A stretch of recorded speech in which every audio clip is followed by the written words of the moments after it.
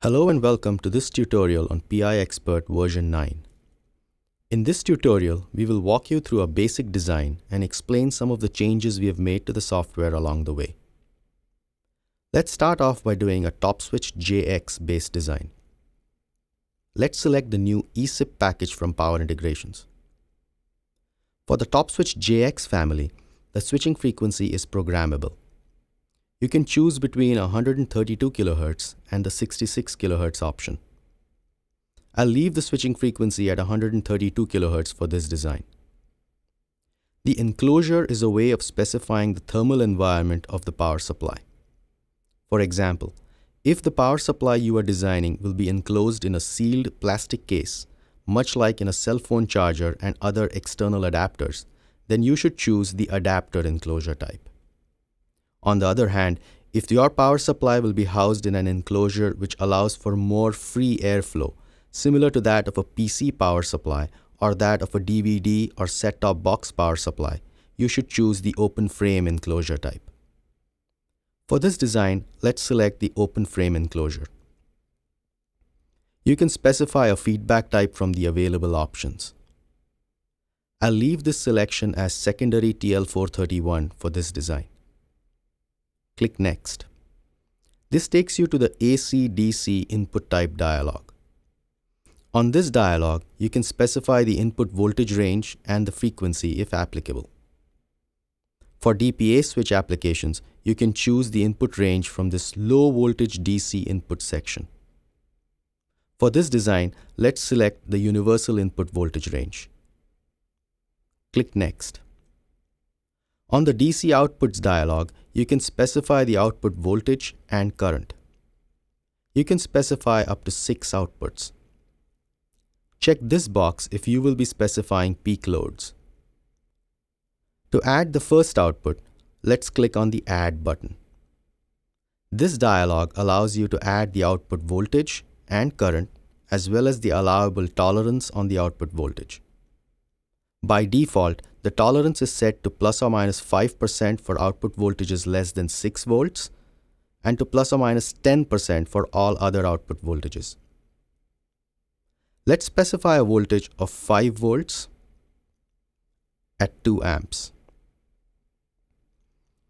Let's specify a second output, a 12 volt at 2 amp. Notice how the output voltage tolerance is automatically updated to plus or minus 5 or 10%. The absolute min and max voltages are also displayed. These voltages are centered around the 12 volt set point. Click Next. That's going to take us to the Design Settings dialog.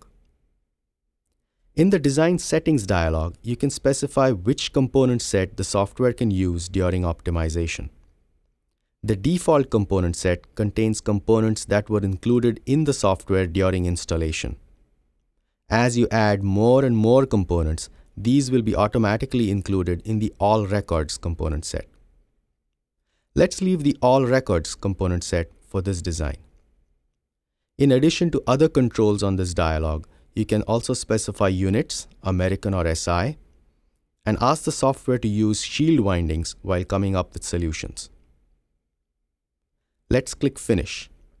This begins the optimization process. The Solutions Filter dialog allows you to specify how many solutions you want the software to remember and present to you at the end of the optimization run.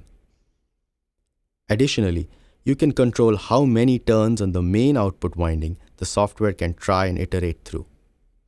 And finally, you can control which core size the software can start from and which core size the software should end at as far as generating the viable design combinations. For example, I can ask the software to iterate from 1 turn all the way up to 10 turns. And I can ask the software to end at 1 core size higher than the default while generating the results. Bear in mind that increasing the turns or the core size will increase the combinations that the software will have to compute and may result in slightly increased runtime. Click OK. This starts the optimization process.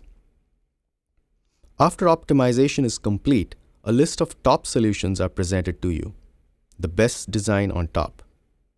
You can select fields you want to see for comparing the solutions by clicking the Fields button.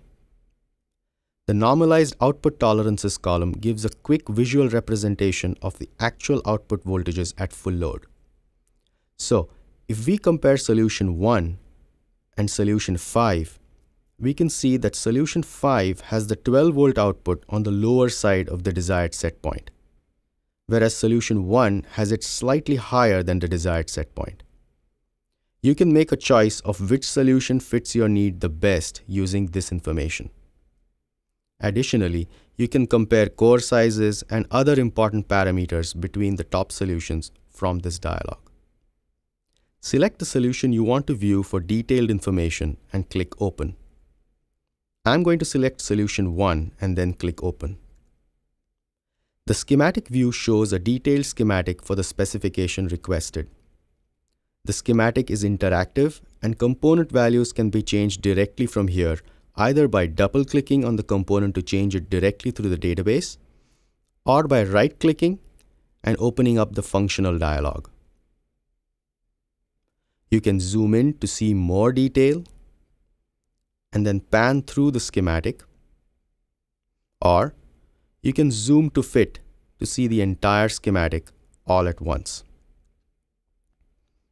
The Design Results tab tabulates detailed information on the selected design. The Transformer Construction tab contains information on prototyping the transformer.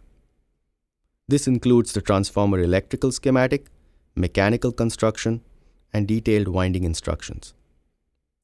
Other tabs list more information pertaining to layout recommendations and complete BOM listings. I hope that this basic tutorial has been helpful in understanding how the software works, and we hope it will prove to be useful to you in your designs. Good luck.